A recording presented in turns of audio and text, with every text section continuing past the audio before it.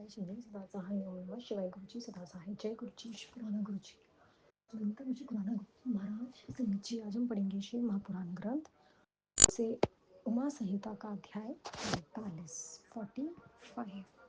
मुनय उवाच श्रुत्वा शंभो कथा रमाया नानाख्यान संवृता नानावतार संयुक्ता भुक्ति मुक्ति प्रधान नृपाणिदानी श्रोतुमिच्छा नमस्ते ब्रह्म विंदारः चरित्रं जगदम्बाया भगवताया मनोहरं पार्वरं महिषासाया शक्तिराधाय सनातनी उमा या संपति ख्याता त्रिलोकी जननी परासती हिमवन्ती तस्य अवतारद्वयं श्रुतम् अपरान्मवतारस्य ब्रूहि सूत महामते को विरजयते मतिमान् गुणस्वर्णकर्माणि श्रीमान् दुर्ज्ञानिनो यानि न तजयन्ति कदाचन सूत उवाच यूयं महात्मनं कृत्या सथा सर्वदा यत् प्रथाय पारं यथा जनितं महत् श्रुता पृच्छन्ता चैव तथा वाचयन्ता च तात पदाम्बुजरं सजस्य तीर्थानि मुनयो विदुः ते धन्या कृताया संयोधन्य तेषां पुरुस्कुलं येषां चितं भल्लवीन ध्रीदेवाय परस्तिवम् ये न सुतवन्ति देवंशी सर्वकारकारणं मायागुणमुहूर्तं सृहभाग्यं न संशय न भजन्ति महादेव करुराण संसारसागरम् अन्धकूपे पतयन्ते घोरे संसाररूपिणी गवाविराय तृप्तर्थात् मरुवारी यथा व्रजतं विहय देवी तद्रं तथा देवान्तरं व्रजेत् यस्य स्मरणमात्रेण पुरुषार्थतुष्टयम् अनायासेन लभन्ते कथस्य जेता नरोत्तम एतपृष्ठं पुरा मेघासुरथेन महात्मना यदुक्तं मेधेसा पूर्वं तुच्छ्रुणवदामि चेत् सुवारो शेचिं चिन्तरे पूर्वे विरथो नाम पार्थ सुरथतस्य पुत्रो भूमहाबलं दानशूरं सत्यवादी सर्वधर्मकुशलकृती देवभक्तोदया सिद्धो प्रजानां परिपालकः प्रीतिशस्ततस्य पाकशासन तेजस भ्रुवुभुवनये भूपा पृथ्वीग्रहणतत्परा कोलानाम्बी राजधानी रुधुधुरस्थलस्य भूपते तं कलं तुमुलं युद्धं सम्पदा दारुणं युद्धेन निर्जितोत्तभूपः प्रबललेसे दूषणम् उज्जासितकोलाया हत्वा राजमेषात् त राजा स्वरपुरीमेत्याकरोधध्वजसमित्रं तत्रापि च महापोक्षे विरोक्षे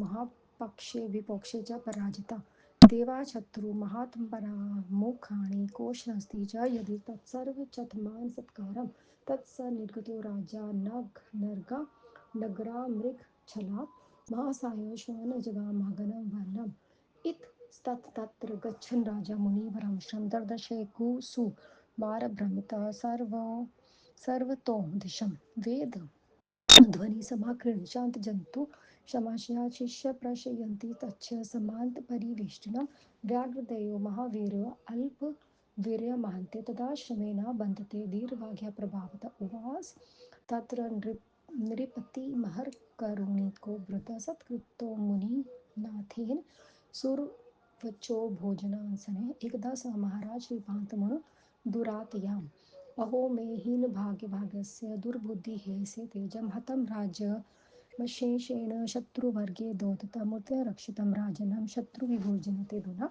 मृदच्छेवन्त्र विस्त्रं तोप्यानि महापतिना कीकरोमि च गच्छामि कथ राज्यलोभे हि आमात्यामन्त्राणि श्रीव ममका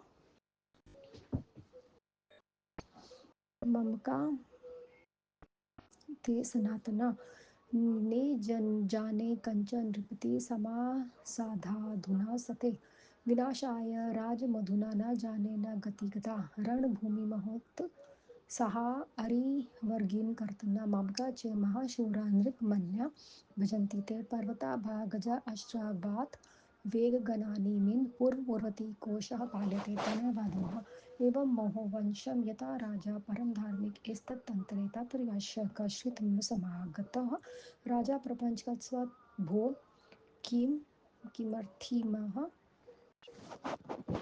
जगात् धूर्माना लक्ष्य कस्मादेतेन भूमि सम्प्रपात् इत्याकर्णवचो रम्या नरपालेन भाषितं दुर्गाया विमुक्षुणि समाधिवेश पाण्डवं पृथ्युवाच महीपालक प्राणायावन्त गिरिं वेशुवाच समार्धिनां वैश्यो धनी वंशमद्रः पुत्रधराभिभक्तरस्तो धनलोभमहीपत् वन भाग्यम गन्ते राजन् दुःखिलतसदेन कर्म सोऽहं पुत्रपौत्राणा कलरात्र तथैव च भृत्पाणा भृत्पुत्राणा परेशा सुहृदा तथा न वेद्धि कुशलं सम्यक् करुणा सागर प्रभो राज्योवाच निष्कासितो ये पुत्रा ध्रुवित नगरधिपतेषु किं भगवता प्रीतिप्रतीयते मूर्खजन्तु व्रतवैषुवाच समयगतं तत्त्वाया राजनुवाच सार्था बृहीकृतं तथापि स्नेहपाशेन मोहते ते मे मनः एवं को मोहाकुलो वैश्यपार्थिमुनिः सत्तं जगन्मोतुर्वर्षस्य मेघसनङ्कधी सदा स वैश्यराज सहितो नरराज प्रतापवान् प्रणाम महाधीरशिरसा योगिनं वरं बुद्धा क्षीरमेरावाचमुवाच नृपमुनिं भगवान् वयोवहं चेतुमहिषं सम्प्रभातम् अहं राजश्रिया युक्तो गहन वनमाश्रिता तथापि हस्तराजस्य तेषो मे भावी जायते अयं च वैश्य सर्वजानेदरो श्रुतगृहात् तथा तो पश्य ममता च निवृत्तसमाश्रिते कितरं कारणं ब्रूहीति जानीनोरपि नो मोहेन व्याकुलं जातं मत्महं तेषा हि मूर्खता ऋषि उवाच महामाया जगद्रात्रिशक्तिरूपा सनातनी या मोहयति सर्वासां समाकृशा मनसि वै ब्रह्मदायासुरं सर्वे यन्मायामोहिता प्रभो न जनन्ति परं तत्त्वं मनुष्याणां च कथा स सजित्यखिलं विश्वं सवे सेव पालयते तिथि च सेव संहार्ते काले त्रिगुणा परमेश्वरी यस्योपरि प्रसन्ना च वरदा कामरूपिणी स एवं मोहमयते नायथा नृपसत्तं रजोवाच स का सा देवी माया माया या सा मोहतेऽखिलान् कथं जाता कथं कथं जाता च स देवी कृपा वेदं च मुनीषि उवाच जगतेन कारणेव जाते शेषमातृसर्ययोगिराट् योगिनिद्रुमा पश्य यदा सुवाशव तदा द्वारसुरो जातो विष्णो कर्णमलेन वै मधुकैटभ नामोनो विख्यातो पृथ्वीवितले प्रलयकालप्रभो घोरो महाकालो महाहुने दिष्टाककालवेदिनो भक्ष्यन्तो जग्वन्ति च जो दुष्टा न भगवन् नारी पंजरे कमलासनम् हननायो युगतवास्ताकत्सघोरितवादिनं समलोक्य तु तो दैत्यं सुरश्रेष्ठो जनार्दनं क्षयं च पयोभयं दृष्टा परमेश्वरी ब्रह्मोवाच रक्ष रक्ष महामाय शरणागत वत्सले एताभयं घोररूपाभयं दैत्यभयं जगदम्बिके प्रणमामि महामायं योगनिद्रामुद्रां मुसतीं कालरात्रि महारात्रि मोहरात्रि परात्परं त्रिदेवजननी नित्यं भक्ता विश्वफलप्रदानं पालिनी सर्वादेवानां करुणालयां तत्त्वप्रभावं तदेव ब्रह्मा माधवो गिरिजापति सत्सुजृत्यवती संसारं काले संहारतीति च त्वं स्वाहा त्वं स्वधा त्वं हि स्वीबुलिवृतं बुद्धिर्विमला मता तुषी पुष्टिवतेन लम्बं शान्ति शान्ति सुधादया विष्णुमाया त्वेमबम्बा त्वमेव चेतना मत्ता त्वं शक्ति परं प्रोक्ता लज्जा तृष्णा त्वमेव च भक्तिस्त्वमं स्मृता रूपं त्वं मातुरूपिणी सतं त्वं लक्ष्मीभावेन पुसं पुण्यचारप्रवर्तिनां त्वं जाति स्वं राता वृत्तिवृत्तिरूपा त्वमेव हि त्वमेव चित्तिरूपेण व्यापं कृत्स्न प्रतिष्ठा त तत् सा तत्मेतो दुराधर्शनो वासुरे मोहयाम्बिके प्रबोधाय जगन्धोन नरायमज विभुं विशुवै ब्रह्मणा प्रथिता स्वयं केटभनाशने महाविद्या जगद्धात्री सर्वविद्या विधि देवता द्वादशाय फाल्गुनस्य शुक्लाय सम्पूर्णे महाकालरीति विख्याता शक्ति सलोक्य मोहिनी ततो भव्यधारिणी द्रोणी मां भोक्षि कमलानसन् कंट कंटकं न शाभयं हत्वा जो मधुकैटभो इति युक्ता च महामाया नृत्यभक्तादितोहरे निर्भयं दर्शने तथो ब्राह्मणो भक्तजनम् उतास्ते च हरिकेशो देवदेवो जनार्दनं सदृशो ददर्श पुरो दैत्यो मधुकैटभ सज्जको ताभ्यां प्रवृत्ते युधम् विष्णोरोतिजलस्पृहर्षहस्तास्त्राणि बाह्ययुधं महोदता महामाया प्रभावेन मोहितं दानववृत्तं जलालोपुतं रमाकान्तं गृह्णादर्मिस्तत् नारायण उवाच माये प्रसन्नो यदि भागं दीयता मे शिवे वरं मम वध्या विभो नान्यं विभायं प्रार्थे वरं विशुपाश एकावन्नामरहदृष्टो प्रोचते केशं वच अहं जाने न यातनासु धरणी पयासा तथास्तु प्रोचं भगवानामुकथ्यं सज्जुवल्लभ चित्थेदं शिरसि कृत्वा स्वकीय जाननीतम् एवं ते केथत राजकागिकाया महालक्ष्मी तथोपक्ति निशामय महामते निर्विकारापि साकारा निरकारापि देवी मम देवानां तपसानाशम प्रादुरा श्रृंगुरयुगे यदि च वैभवं सर्वा तस्य देवग्रह समृत लीलाया सन्मापे भक्तानां गुण वर्णने हे तबे।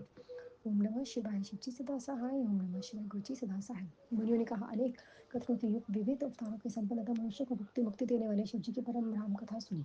हे ब्रह्म वेताओं में श्रेष्ठ, हम सब भगवती जगदम्बा का मनोचित आपसे सुनना चाहते हैं। पार्थ परमेश्वर की आदि सनातन शक्ति पार्वती है। वह तीनों लोगों की जननी है। उनके दो अवतार है, पहला सती, दूसरा हेमावती।